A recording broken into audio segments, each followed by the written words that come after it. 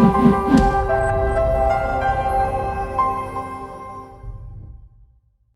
this is Alex Yoder with Pro Tip Tuesday, my favorite day of the week. And today we interrupt our regularly scheduled programming, and we're not going to continue the conversation about insurance, at least today, because we need to talk about House Bill 20-1141.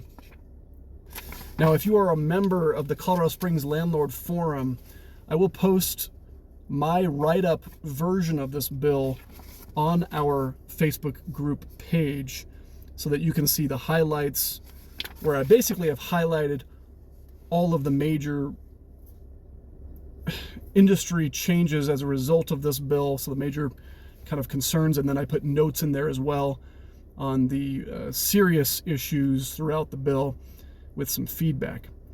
And that write-up has already gone to one of the bill sponsors, and I will continue to use it to try to get through to some of these folks who are in favor of the bill. This bill attempts to restrict or control landlord fees.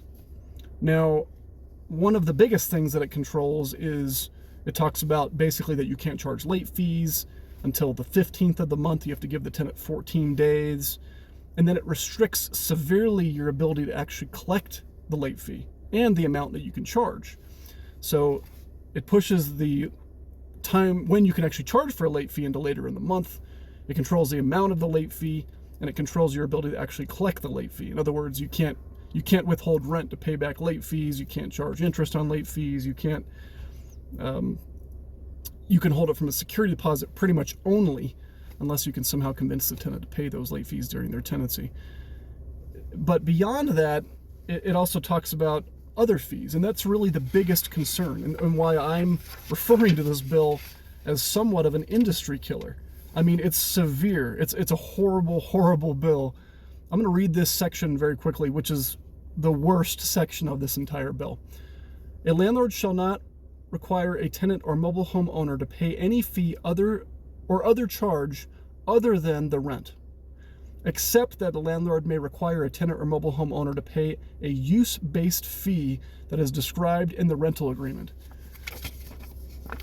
So in other words, let me give you an example. Let's say you have pets and we charge pet fees or pet rent. Can't charge that anymore. I can't charge pet fees to offset the liability of accepting a pet. That's crazy.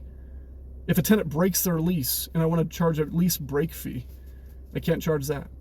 If I'm posting notices because tenants haven't paid their rent and my staff person is running around town all day, I can't charge a reasonable fee for the staff person having to post a notice on their door because they haven't paid their rent.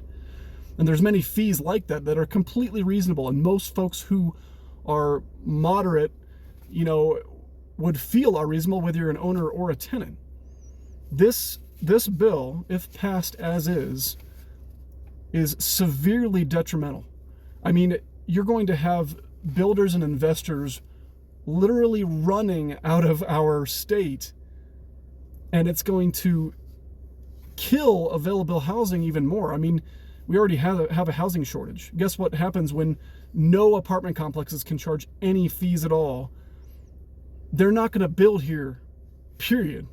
And guess what that does? That severely hurts tenants. And I thought this bill was supposed to be trying to help tenants. So it's just so bad. And where it references use-based fee, what they're talking about is if you had like amenity or a common area where tenants are gaining some kind of a benefit, they can this bill basically says they have the option to either opt in or opt out of that use-based fee so that they can gain access to that common area facility. But that common area facility somehow, in addition to that common area facility also has to somehow track the actual usage and bill based on usage. So somehow they have to say, well, you were at the gym for 1 hour and you were at the gym for 10 hours, and we tracked every time you came and went, and based on the amount of that usage, we're going to revise who is charged what.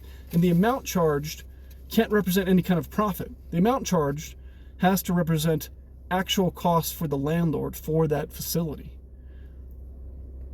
That's crazy.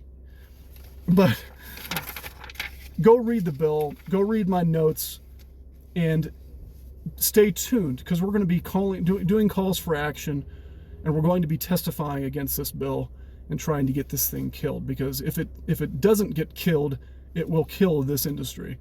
So stay tuned. I'm not trying to be a fearmonger, but this is the worst bill that I have seen since I started managing properties 15 years ago. It is horrible. So go read the bill, stay informed. If you are a landlord, if you are a real estate agent, if you are just interested in buying real estate in this market, you need to be informed, and these things are extremely important to the survivability of this industry. You know, when they put more pressure on this and these investors run out of our state, guess what happens? There's more pressure on tenants, rents start to spike even more, and now there's more pressure for more legislation to try to fix that problem.